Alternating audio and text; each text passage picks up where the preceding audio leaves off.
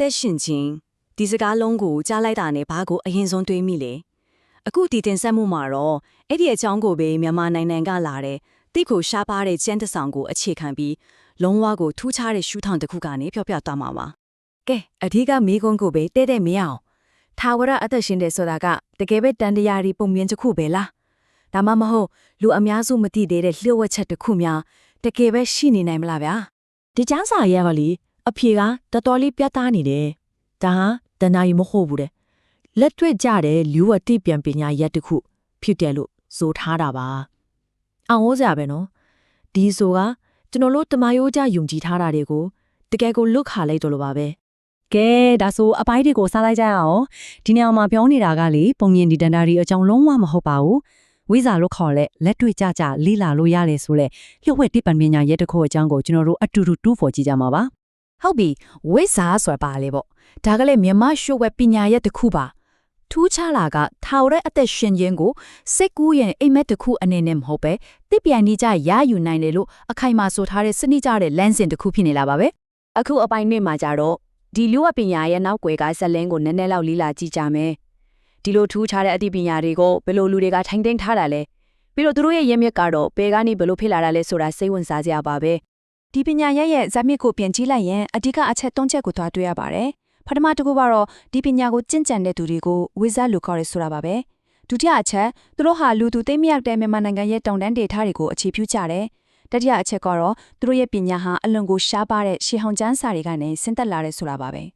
ကဲဒီပညာကိုဘသူတွေထင်းသိမ်းထားလဲဆိုတာသိပြီဆိုတော့အရေးကြီးဆုံးမေးခွန်းစီရောက်လာပါပြီအဲ့ဒါကတော့ဒီပညာကိုဘလို့ရယူနိုင်မလဲဆိုတာပါပဲဒီအပိုင်းမှာတော့ထာဝရတည်မြဲမှုကိုရရှိစေတဲ့ဆိုတဲ့အဲ့ဒီထူးခြားတဲ့နီလန်ကိုလေ့လာကြပါမယ်ဒီလမ်းစဉ်ရဲ့အဓိကတော့ချက်ကတော့ဓာတုဝေဒပါပဲ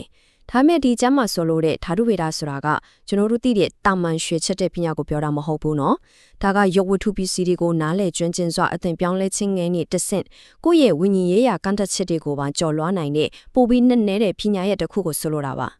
ဒီနန်းဆက်မှာတော်တော်လေးရှင်းလင်းတဲ့အဆင့်နှစ်ဆင့်ရှိပါတယ်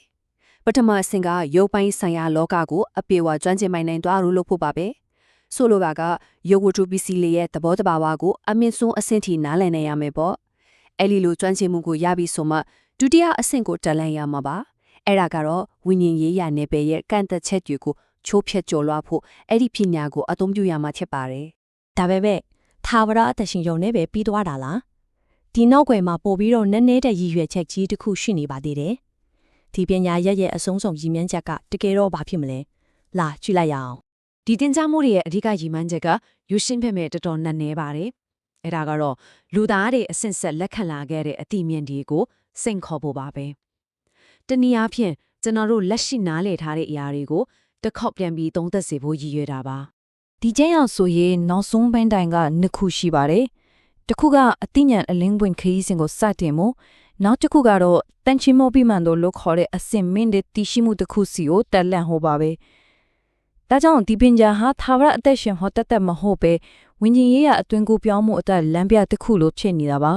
ဒီအဆက်လက်တွေအားလုံးကိုခြုံငုံကြည့်လိုက်တဲ့အခါမှာတော့ကျွန်တော်တို့တက်မြေကွန်းချူးကြံခဲ့ပါပဲအသိဉာဏ်ရဲ့အဆုံးစွန်ခရီးစဉ်ဆိုတာတကယ်တော့ဘာဖြစ်နိုင်မလဲဒါကတော့ဒီတင်ဆက်မှုကိုကြည့်ရှုပြီးတဲ့နောက်မှာဆက်လက်ပြီးတွေးတောဆင်ခြင်စရာအချက်တစ်ခုပါပဲ